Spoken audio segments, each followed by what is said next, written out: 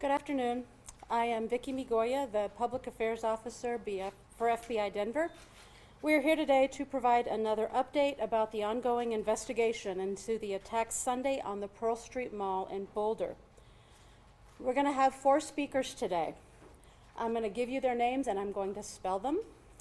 So first you will hear from Acting U.S. Attorney J. Bishop Gruel for the District of Colorado.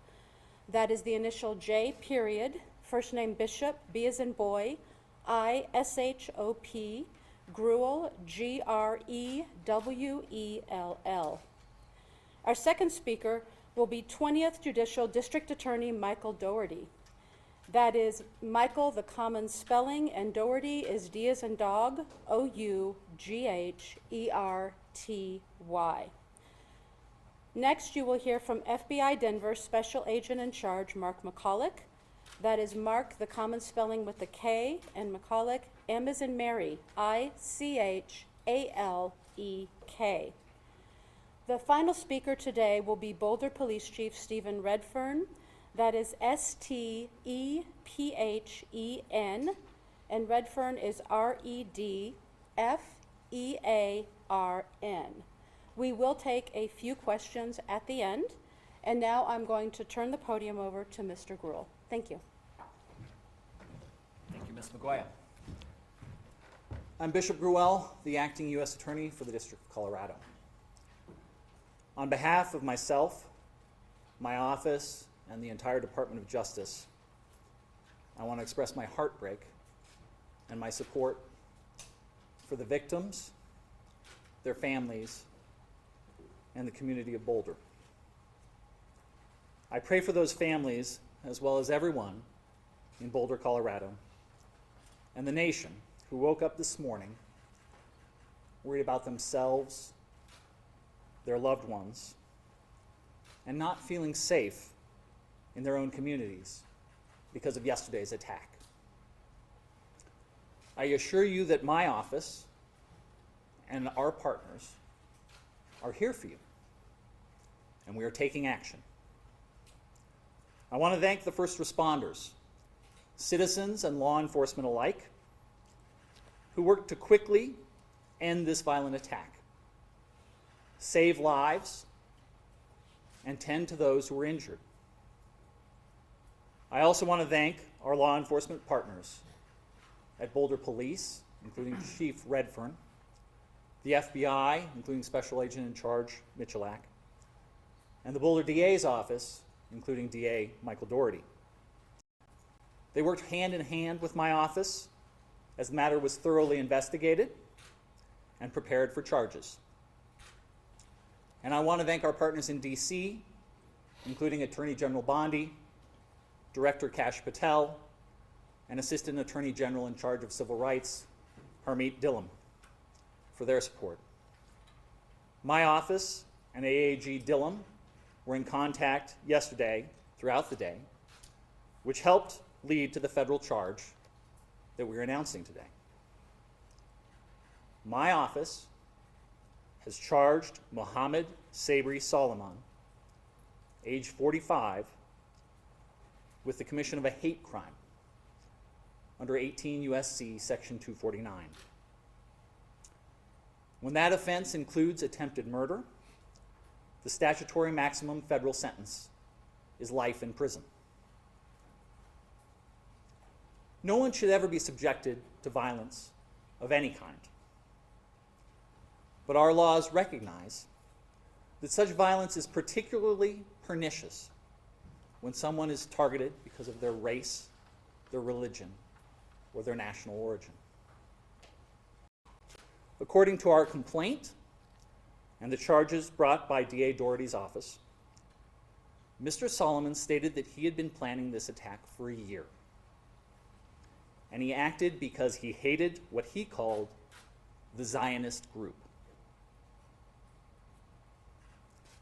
But what the charges allege that he did was to throw Molotov cocktails at a group of men and women, some of them in their late 80s, burning them as they peacefully walked on a Sunday to draw attention to Israeli hostages held in Gaza.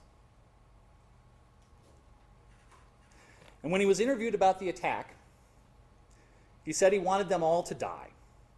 He had no regrets, and he would go back and do it again. He said that he had previously tried to purchase a firearm, but resorted to the Molotov cocktails when he could not purchase a gun because he was not a legal citizen. I remind you that Mr. Solomon is presumed innocent until proven guilty. My office and our partners hope justice will help heal the people in this community and in the communities throughout the country shaken by yesterday's attack.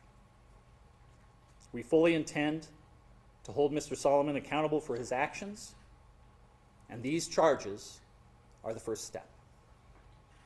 Thank you. I'm going to turn it over to DA Michael Doherty.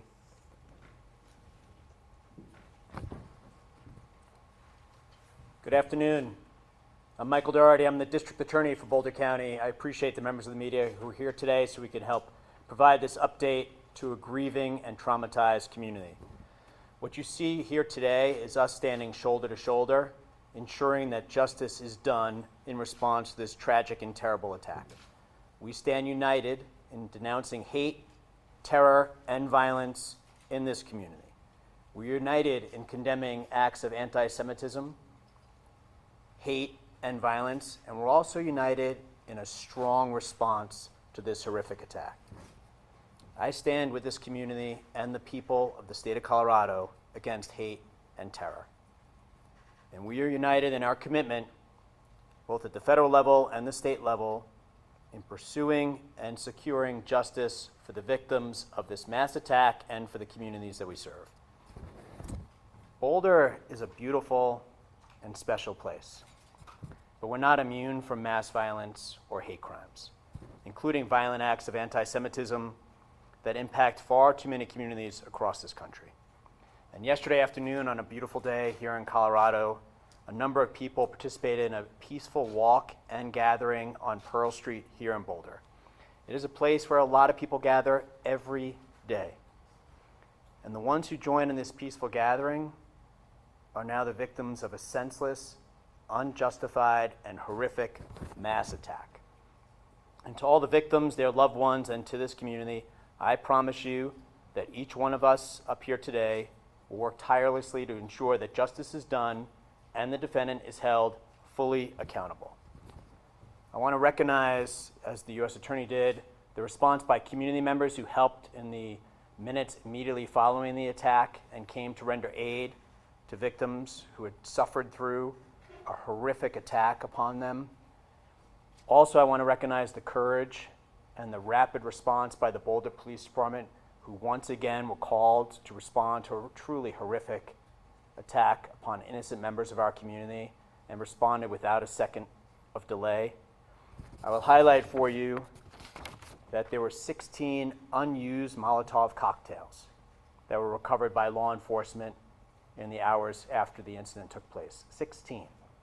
So I really want to thank the Boulder Police Department and their law enforcement responders, as well as the first responders who provided medical aid to the victims. But that rapid response with the recovery of the 16 unused Molotov cocktails, I think speaks for itself. Our office and the U.S. Attorney's Office will be working closely together and in coordination with one another to ensure that the defendant is held fully accountable. As you heard from the U.S. Attorney, the U.S. Attorney's Office will be prosecuting the hate crime against the defendant. Our office will be prosecuting the attempted murder charges and related charges at the state level. This approach will accurately reflect the actions the defendant is alleged to have taken and the harms that he caused. It will allow us to secure a verdict, an outcome, a sentence, whereby he'll be held fully accountable. It's been done, and by it I mean federal and state prosecutions jointly, has been done in other cases, most recently the Club Q mass shooting down in Colorado Springs. At the time the arrest affidavit and warrant were filed with the state court yesterday, there were 8 victims identified, and I'll touch briefly now on the charges that were filed at the state level, as well as the possible sentences he faces if convicted on those charges. So there were 16 counts of attempted murder in the first degree, 8 of those counts are for attempted murder with intent and after deliberation. The other 8 counts are attempted murder with extreme indifference, so 16 counts total. If the defendant's convicted and those counts are running consecutive to one another, he would face a maximum of 384 years in state prison. He's also charged with 2 counts of use of an incendiary device. If convicted of those charges and they run consecutive, he would face a maximum sentence of 48 years. He's also charged with 16 other counts of attempted use of an incendiary device. And again, if convicted and if they run consecutive, the maximum on those counts would be 192 years. So 384 years on the attempted murder, 48 on the use of the Molotov cocktails, and then the attempted use would be 192 years. The judge set a $10 million cash-only bond on the state charges. As you are aware, he's going to be going before the judge this afternoon at the jail. I believe that is scheduled for 3:30, but I rely on the sheriff's office to communicate with members of the media of the exact time. Thanks to the investigation by federal, state, and local partners, and I just want to highlight for you, this is a horrific attack. But as district attorney, when I walk into this building and I see the FBI, Boulder PD, and all the law enforcement partners working, it's the exact response I hope to see. The teamwork they demonstrate, the work they put into it. If you were downstairs right now, you'd see incredible law enforcement officers and investigators working calmly, professionally, and tirelessly to ensure we get all the information we need to get the right outcome in the criminal cases that the U.S. Attorney's Office and my office will prosecute. Through their work, we've now identified 4 additional victims, so there's now a total of 12 victims. And as you'll hear from the FBI special agent in charge, we're going to continue to encourage victims and witnesses to come forward and contact law enforcement. But we now have 12 victims, and on the later this week, we'll be filing formal charges against him. That's our normal process. So the filing of formal charges by the district attorney's office will reflect 12 victims, and if more come forward, additional victims as well. On my final note, what I want to stress is this community has experienced too many tragedies: fires, floods, and mass attacks. But each time I've seen this great community respond with strength, resilience, and support for one another. I trust and hope that that will happen again now. That for the many members of the community who've come forward before to help one another, to support one another, to comfort one another, that will happen again today and in the weeks, months going forward. That once again our community will rally to restore peace and to bring support and comfort one another during this dark hour. As your district attorney, I want to remind the members of the media and the community that the defendant's innocent unless and until proven guilty, and the charges are merely allegations. I'm going to turn it over to the special agent in charge of the FBI, and then we're happy to take questions after each one of us is done. Thank you. Good afternoon. I'm Mark McCulloch, Special Agent in charge of the FBI's Denver field office. I want to provide a quick investigative update. The FBI has been here on the scene in Boulder for the past 24 hours, and we stand shoulder to shoulder with the Boulder Police Department and our partners. Their heroic and swift actions clearly saved lives. As mentioned, there were 16 unused Molotov cocktails within arm's reach of the subject at the time of his arrest. So there is no question that the first responders saved lives and prevented further victims from being injured.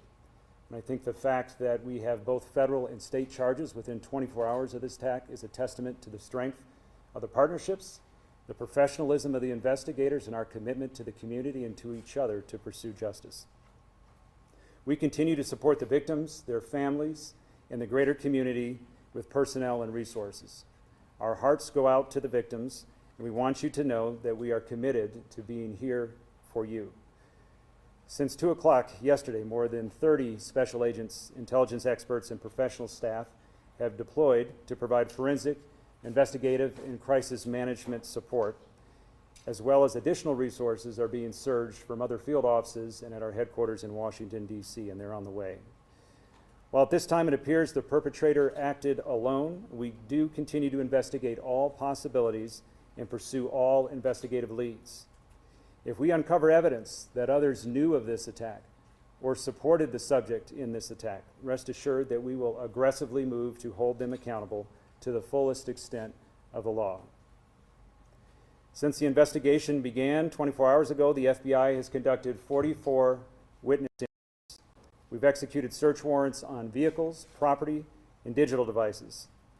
We've deployed our full evidence response team both to Boulder at the main crime scene and the execution of a search warrant at a residence tied to the subject in Colorado Springs.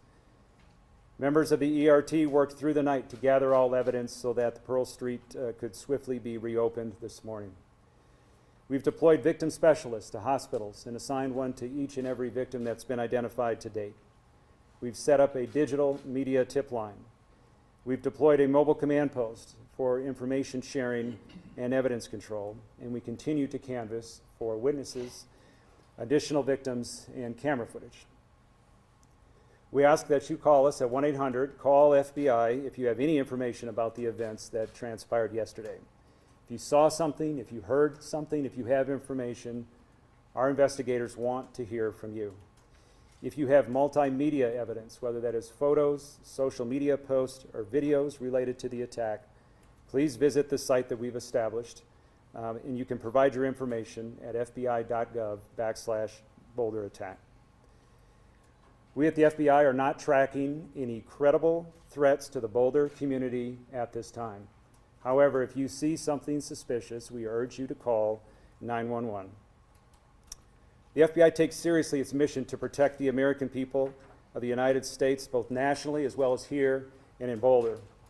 Hate-fueled acts of violence have no place in our community, and we will use every tool and resource available to hold those who commit such acts fully accountable. And I'll turn it over to Chief Redfern.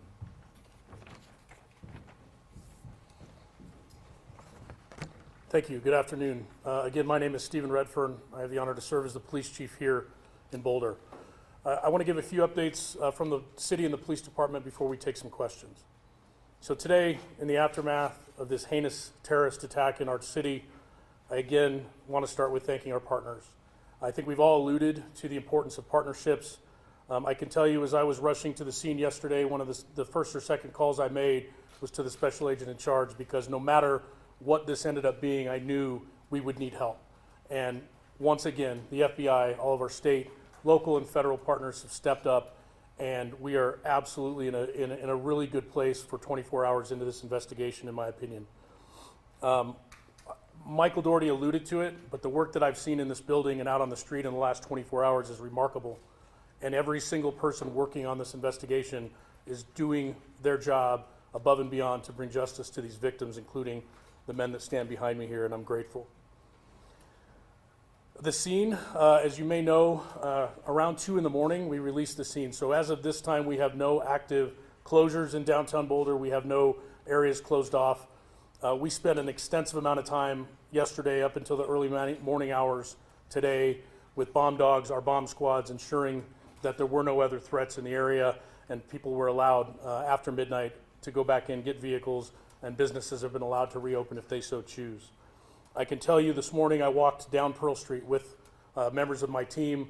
I interacted with a lot of business owners, community out there, and the way I felt leaving there was I was heartened. I was heartened by the resilience of our community, the positive attitude that people had, the understanding of the inconvenience of yesterday with businesses having to close, and really I walked out of that thinking, we're going to be okay. Once again, as a community, we're going to recover after coming together.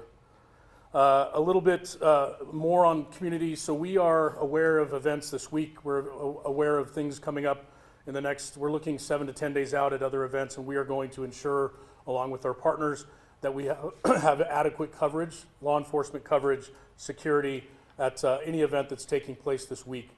We want to ensure that people feel comfortable and safe in this community gathering and remembering what happened, as well as any other planned events that we have. We will be relying upon our partners, such as the State Patrol, to ensure that we have proper coverage where people can feel safe.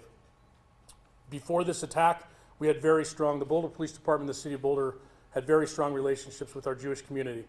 We even have an officer assigned as a Jewish community liaison with Boulder PD.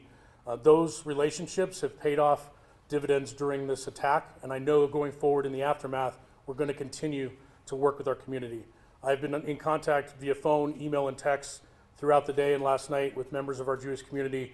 Myself and the district attorney will be leaving shortly to have a meeting with community leaders from our Jewish community as well. The message there, the bottom line message, is we want everyone to feel safe. We will not condone these types of attacks and acts in our community. I will reiterate what was prior said. It is never an inconvenience for someone to call the police if they feel uncomfortable about a situation, if they see something odd, if they see a person acting in a suspicious manner. Let us come out and let us determine if there is some validity to people's suspicions. That's why we are here. So please call us if you see something. Literally, the old see something, say something adage applies here. Please call us if there's anything that's making you feel uncomfortable in the community.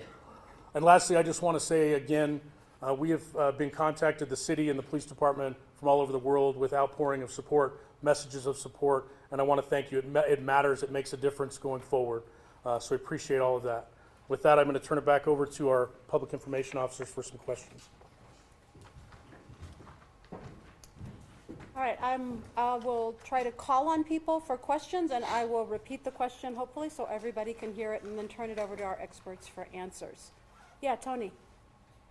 Chief, or anybody up there, do we have any new video showing how he walked in with these 16, 18, 19 Molotov cocktails? That's not a one-walk trip. Anything you've been able to discover to show how they got there? So the question is, do we have any new video evidence about how he entered the area with the Molotov cocktails he had? I'm behind you. Thank you for the question. We are, as I speak, we have teams of detectives partnered with FBI on Pearl Street, going business to business, door to door. That we're piecing together a timeline using video, license plate readers, all of those things, relying heavily on our federal partners. As of right now, I have not been made aware that we actually have video of him carrying anything into that area. Obviously, we're looking at that, and if someone were to have that video, please contact the 1-800 number that the special agent in charge mentioned, or you can contact us as well at BPD. There's a high likelihood it's out there, and I don't know the existence of it yet. Yeah, Dave. Yes, can you tell us any updates on the 8 original victims, and then any more information on the 4 people that you've identified as well? The question is if we can provide additional information about the 8 victims that we previously mentioned and the new 4 that came up today. Thank you. Regarding the victims, prior to this press conference, I received an update that we still have 2 victims in the hospital.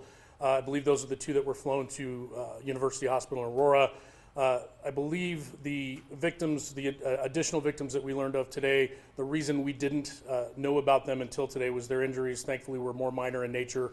They've come forward to be interviewed and things, and then we realized that they did have injuries. So we're counting everyone who received any sort of injury in this attack in that number. So as far as I'm aware right now, 2 people still in the hospital, and again, our thoughts are with them as they recover. Yeah, right here. Hi. Do you know how many people were in the original peaceful march from the group that was there originally? So the question is, do we know how many people were participating in the group's peaceful march on Sunday? I do not have an exact number of the people that were there for the peaceful gathering. What I can say, though, is when we responded to the scene, there were probably 20 to 30 people in that vicinity. Some of them were witnesses. Not all of them were there specifically to take part in that weekly gathering, and so I don't know that. But in the area, we had 20 to 30 folks right there at the courthouse with a lot of other people coming and going with the businesses right there. Yeah, over here. For the U.S. Attorney, this was initially classified by the FBI as a terrorism investigation. Is the hate crime charge a terrorism charge, or did something change in the charging decision? So the question is for the U.S. Attorney's Office about the fact that yesterday terrorism was mentioned and we see a hate crime charge today, and can we explain that? Yeah, so we've moved swiftly to charge quickly just to send the message to the community that no acts of anti-Semitism are going to be tolerated and there are severe consequences. Just because there's only one charge that has been made so far doesn't mean that we're not considering other charges that could come in the future. Yes. Can we get some clarity, Chief? We're hearing UC Health says they have 3 victims there. Is it 3 or 2? question is about victims at UC Health. I don't have that clarity that you're asking for regarding the number. We've been told 2. It's possible it's 3. We may be not having updates on if people have been released. We can absolutely follow up with that number. We can firm it up after this and put that out. In the back with the hat. Was there any prior knowledge of Solomon as a potential threat before yesterday? So the question is, was there any prior knowledge that the perpetrator was a threat?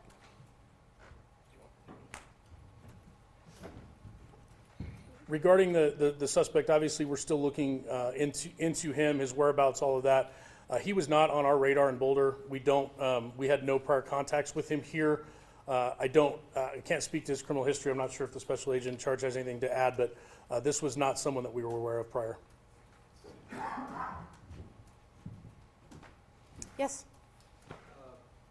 Mr. Solomon has a wife, multiple children back in his home in Colorado Springs. Given his status as being here illegally for the last 2 or 3 years, is there any knowledge of how they've been cooperating and what happens to them moving forward given the situation for his citizenship? The question is about the suspect's family and their status and what might happen to them next. As far as the family, as I mentioned, we executed a search warrant at the residence in Colorado Springs last night, and the family was cooperative for that. Regarding their status, I would just defer you to the Department of Homeland Security. Sir, can you talk about what you were looking for and what you found in that search warrant? So it was part of this investigation. It's a logical part of our investigation to see if there's additional evidence there. Evidence was recovered, including digital evidence, and we're reviewing that now to determine, as the acting U.S. Attorney said, if additional charges are warranted down the road. Was he on your radar at like terrorism task force, like as a person or as a potential suspect? So the question was the subject on our radar locally as part of our joint terrorism task force, and the answer is no. Okay, thank you very much for being here today. Those are all the questions we're going to take. I was just curious about the incendiary. What are they made up of? Are you allowed to talk about what they're made up of, or what is this actual devices that were used? Yeah, we'll answer one more. Sorry. So last question on the specifics on the incendiary devices. There were really 2 chunks of incendiary devices that were recovered. We've referred to Molotov cocktails, which are like glass jars with material in them that are combustible, flammable, like gasoline, and then a rag that's used with a fire to ignite them and throw them. In addition to that, it appeared he had a backpack for like a weed killer, but that contained flammable liquid in it as well. How many were used? All right, so later this afternoon, I can tell you that the U.S. Attorney's Office will have a brief news release that will be made public.